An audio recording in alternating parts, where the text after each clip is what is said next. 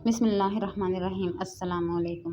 इस दौरान लड़की ने आंखें खोल दी। उसके चेहरे पर खौफ का तासुर नजर आया। उसने इधर उधर देखा, फिर तबरेज़ को देखा तो उसका मुंह दहशत से खुल गया। तबरेज़ ने अपना चूगानुमा कुर्ता उतार कर रखा था और दुर्यानी के मटियाले और गुदले पानी ने इसके बालों और चेहरे को खौफनाक बना रखा था। डरो नहीं, तबरेज़ ने कहा। मुझे पहचानती नहीं हो, मैं तुम्हारा हमसफ़र था। मगर तुम मुसलमान हो। लड़की उठ बैठी और बोली, मुझे तुम पर भरोसा नहीं करना चाहिए, मुझे जाने दो। जाओ, तबरेज़ ने कहा। चली जाओ। वो उठी, उससे चला नहीं जा रहा था। खौफ के बाहर एक कदम रखा तो बाहर तारीक रात के सिवा कुछ नजर न आया। अंदर आग की रोशनी थी। उसने घूमकर तबरेज़ को देखा जो टहनियों की आग की रोशनी में पुरअसरार सा इंसान नजर आ रहा था। वो लड़की को देखता रहा। लड़की पाँव पर खड़ी ना रह सकी। एक दो कदम आगे आकर गिर पड़ने के अंदाज से बैठ गई और बेबसी से तबरेज़ को देखने लगी। तुम्हारी निस्बत मुझे वो घोड़ा ज़्यादा अजीज था जिसे मैंने दरिया में छोड़ा और तुम्हें डूबने से बचाया, तबरेज़ ने कहा। मेरी कीमत 20 घोड़ों से ज़्यादा है, लड़की ने हदज़दा आवाज़ में कहा। तुमने मुझ जैसी लड़की कभी नहीं देखी होगी। मुझे ज़लील ख्वार करके बेच डालोगे। तुम्हें कौन रोक सकता है? मुझे खुदा रोक सकता है, तबरेज़ ने कहा, और खुदा ने मुझे रोक रखा है। ये एक मौजज़ा है कि मैंने तुम्हें इस तुर्यानी से बचाया है जिसमें ऊँट औंधा हो गया था। फिर ये मौजज़ा नहीं तो और क्या है कि हमें सर पर छत और जलती हुई आग मिल गई। मैंने खुदा से मदद मांगी थी। खुदा सिर्फ उनकी मदद करता है जिनकी नीयत साफ होती है। ये आग 2 लड़के जला गए हैं और फरिश्ते थे। मैं अपने मज़हब की रोशनी में बात कर रहा हूँ। तुम इसलिए डरती हो कि तुम्हारा मज़हब बातिल है और तुम इसलिए डरती हो कि तुम्हारी निगाह अपने जिस्म पर है जो बहुत दिलकश है और तुम्हारी नज़र में अपना चेहरा है जो बहुत हसीन है। मेरी निगाह मेरी अपनी रूह पर है जो तुम्हारे जिस्म से ज़्यादा दिलकश और तुम्हारे चेहरे से ज़्यादा हसीन है। मैं जानता हूँ थोड़ी देर बाद तुम मुझे अपना जिस्म पेश करके कहोगी कि मुझे मंजिल पर पहुँचा दो। कान खोलकर सुन लो, मैं अपनी रूह को नापाक नहीं होने दूंगा। मेरे दिल में ये खरापात डालने की कोशिश ना करो। मैंने तुम जैसी लड़की कभी नहीं देखी होगी। तबरेज़ के बोलने के अंदाज में कोई ऐसा तासुर था जिसने लड़की के होंठ सी दिए और वो हैरत और खौफ से भरी हुई आंखों से तबरेज़ को देख रही थी। तबरेज़ की बातों में जो खलूस और अज़म था वो साफ महसूस हो रहा था। आग के करीब सिरक आओ, तबरेज़ ने कहा। वो कुर्ता आग पर खुश्क कर रहा था। लड़की यूं सिरक कर आग के करीब हो गई जैसे उसमें हुक्म अदौले की जरूरत नहीं थी। तबरेज़ ने कुर्ते का एक सिरा उसकी तरफ बढ़ाते हुए कहा, इसे पकड़ो और आग के ऊपर रखो। उसने कुर्ते को दूसरी तरफ से पकड़े रखा और दोनों कुर्ते को आग पर हिलाने जुलाने लगे। लड़की के कपड़े भीगे हुए थे। कुर्ता खुश्क हो जाए तो तुम पहन लेना, फिर तुम्हारे कपड़े खुश्क कर लेंगे। नहीं, लड़की ने घबरा कर कहा, मैं अपने कपड़े नहीं उतारूंगी। तुम अपनी खाल भी उतार कर आग पर रख दोगी, तबरेज़ ने कहा। मेरे फ़र्ज़ के रास्ते में आने की कोशिश न करो लड़की। मैं तुम पर साबित करूंगा कि वहशी मुसलमान होते हैं या ईसाई। मैं ये भी जानता हूँ कि तुम कितनी पाक दामन हो। तुम मेरी पनाह में हो। मैं तुम्हें कोई सख्त बात नहीं कर सकता। तुम औरत हो। मेरा मज़हब हुक्म देता है कि मजबूर औरत पर हाथ ना उठाओ। तुमने मुझे किस तरह तुर्यानी से निकाला था? लड़की ने पूछा। क्या बाकी लोग पार हो गए थे? तबरेज़ ने उसे तफसील से बता दिया और ये भी बता दिया कि उसे बाकी लोगों के मुतालिक बिल्कुल भी मालूम नहीं। लड़की का डर दूर ना हुआ, कुछ कम हो गया था और उसकी जिस्मानी हालत भी अच्छी होती जा रही थी। तबरेज़ के पूछने पर उसने बताया कि वो अपने बूढ़े बाप के साथ हमस जा रही है। वो दोनों उस इलाके से नकल मकानी करके आ रहे थे जो मुसलमानों की हुक्मरानी में था। हमस में उनके रिश्तेदार रहते थे। लड़की अपने बाप के लिए परेशान थी। काफिला तो यानी में से निकल गया था। कोई कहीं जा किनारे लगा, कोई कहीं जा लगा। वो एक दूसरे को पुकारते इकट्ठे होने लगे। लड़की और तबरेज़ इनमें नहीं थे। वो ऊँट भी लापता था जिस पर लड़की सवार थी और तबरेज़ का घोड़ा किनारे लग गया था और वो दूर खड़ा था। काफिले का एक आदमी उसे पकड़ लाया और सब ने यकीन से कह दिया कि हमस का इतना खूबसूरत जवान जो रास्ते में काफिले से मिला था घोड़े से गिरकर डूब गया है।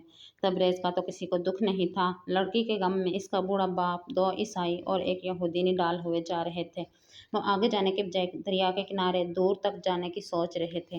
काफिले के कुछ और लोग कहते थे कि बेकार है, वो डूब गई होगी। वो चारों सवार हुए और दरिया के साथ साथ चल पड़े। उस वक्त तबरेज़ लड़की को तुग़यानी से निकाल चुका था और उसे चिपटी चट्टान पर लटाकर उसका पेट पानी से खाली कर रहा था।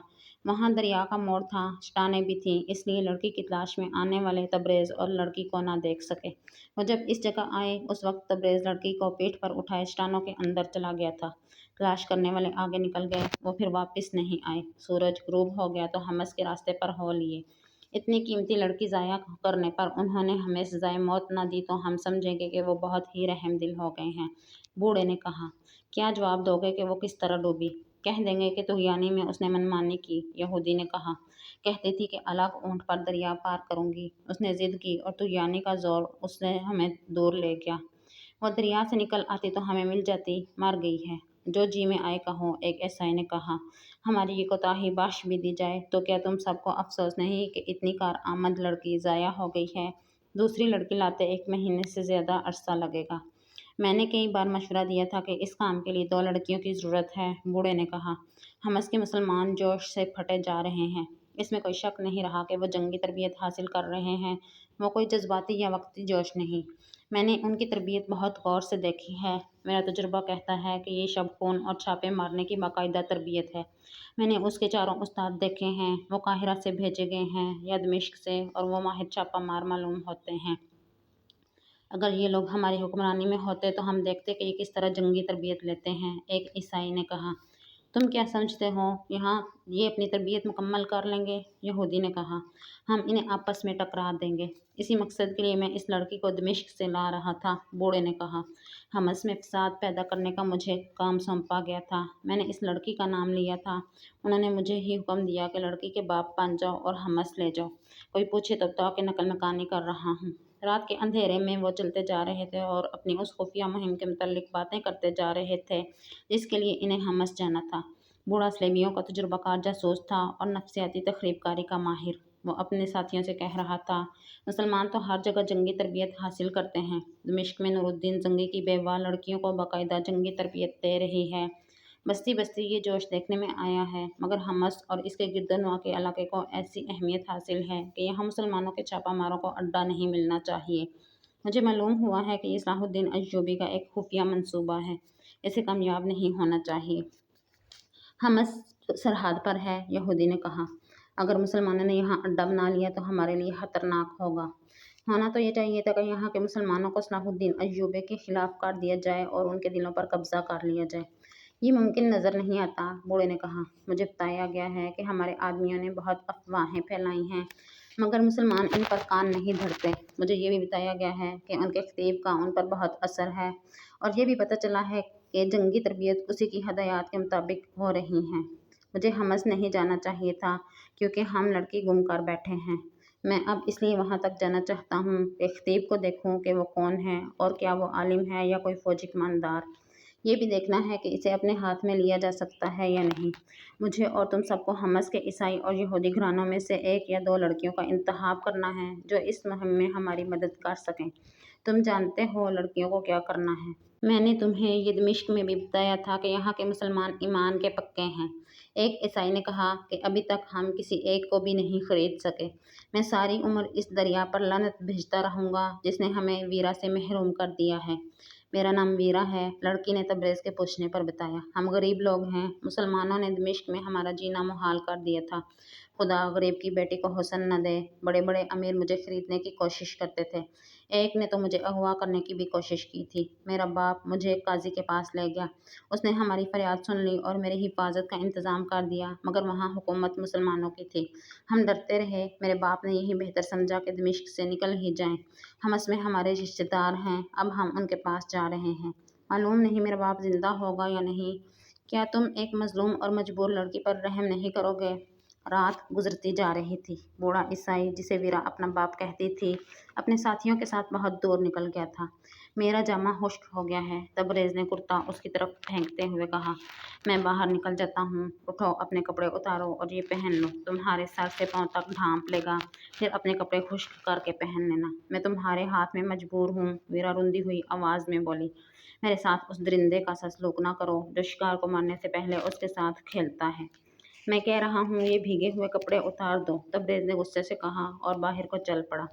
वीरा ने उसे बाहर जाते देखा और एक तरफ होते देखा। वो ओट में हो गया जहाँ से वीरा को नज़र नहीं आता था। वीरा ने ज़रा आगे होकर देखा। वो गुफ की तरफ पीठ किए खड़ा था।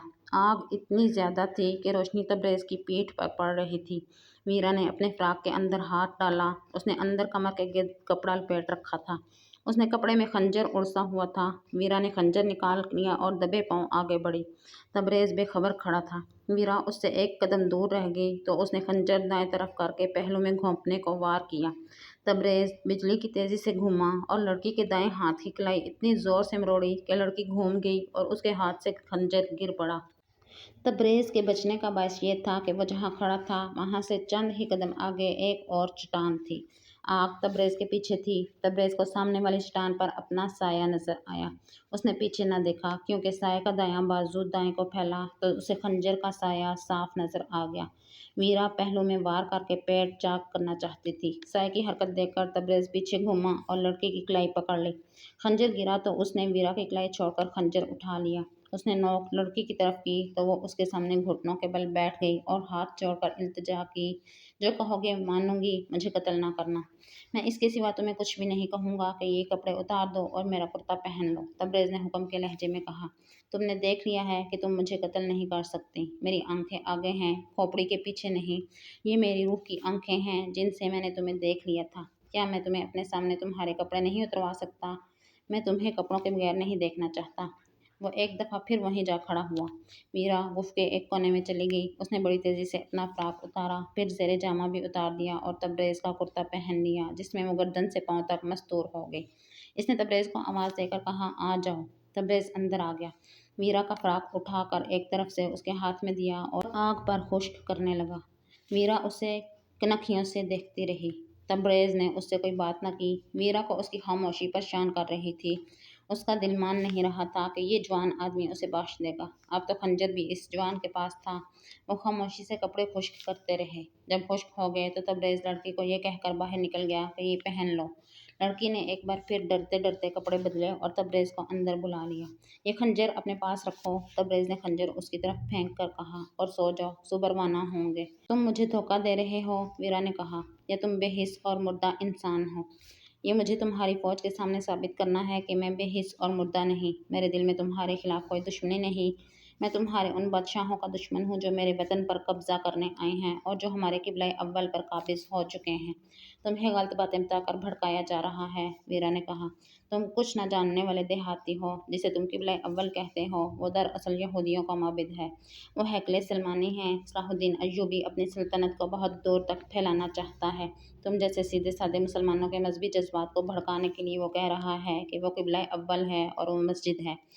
हम अपने खतीब के सिवा किसी की बात नहीं सुना करते। तबरेज़ ने कहा, तुम सो जाओ, मैं तुम्हारी कोई बात नहीं सुनूंगा। मुझे नींद नहीं आएगी, मीरा ने कहा। मैं तुमसे डरती हूँ, बातें करते रहो। तुम्हारा खतीब हमस का रहने वाला है या कहीं बाहर से आया है? हमस का रहने वाला है, तबरेज़ ने जवाब दिया और अपना कुर्ता पहनकर लेट गया। वीरा को जासूसी और किरदार कुशी की ट्रेनिंग मिली हुई थी। दमिश्क में उसे इस मकसद के लिए भेजा गया था और अब इसी मकसद के लिए उसे हमस ले जाया जा रहा था। इसने हमस के खतीब और वहाँ के मुसलमानों के मुतल्लिक तबरेज़ से मालूमात लेने के लिए बहुत सी बातें की, लेकिन तबरेज़ ने कोई दिलचस्पी न ली और बेरूही का इजहार करता रहा। मीरा का जिस्म टूटा हुआ था। वो इस कोशिश में थी कि उसे नींद न आए, मगर उसकी आंख लग गई। मीरा की आंख खुली तो वो घबरा कर उठ बैठी। बाहर सुबह का धुंधलका था। उसने इधर उधर देखा। तबरेज़ सजदे में पड़ा था। वो सजदे से उठा, फिर सजदा किया और खड़ा हो गया। वो सुबह की नमाज पढ़ रहा था। वीरा ने अपने लिबास का जायजा लिया। उसे रात नींद ने न सोने के इरादे के बावजूद दबोच लिया था। आंख खुली तो वो तबरेज़ से डर गई, लेकिन वो जिस हालत में सोई थी उसी हालत में जागी और उसने तबरेज़ को खुदा के हुजूर सजदे में पड़े देखा। उसे वो ख्वाब समझने लगी। मुसलमान के मुतल्लिक उसकी राय ये थी कि वहशी कौम है, लेकिन तबरेज़ जैसा तनुमंद जवान इसकी तरफ तवज्जो ही नहीं दे रहा था।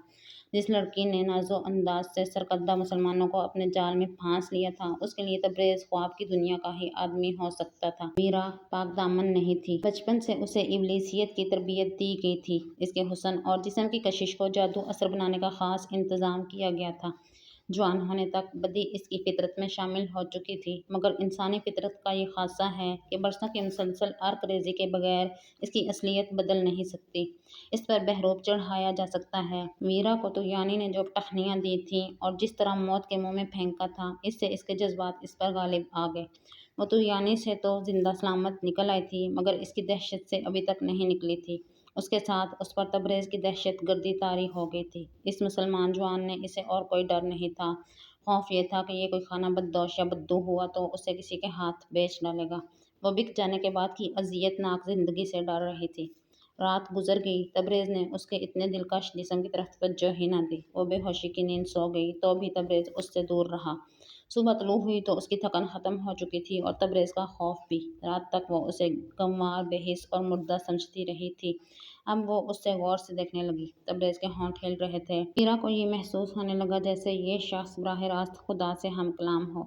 اسے تبریز کے یہ الفاظ یاد آنے لگے کہ خدا صرف ان کی مدد کرتا ہے جن کی نیت اور روح پاک ہوتی ہے۔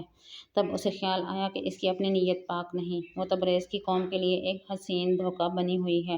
اس لڑکی نے رات کو بھی یہ فیصلہ کر لیا تھا کہ اپنا آپ تبریز کے حوالے کر کے اسے کہے گی کہ اس کی عوض حمص پہنچا دو۔ امید ہے آپ کو ویڈیو پسند آئی ہوگی۔ آپ سے گزارش ہے کہ ویڈیو کو لائک اور شیئر کیجیے اور چینل کو سبسکرائب کیجیے۔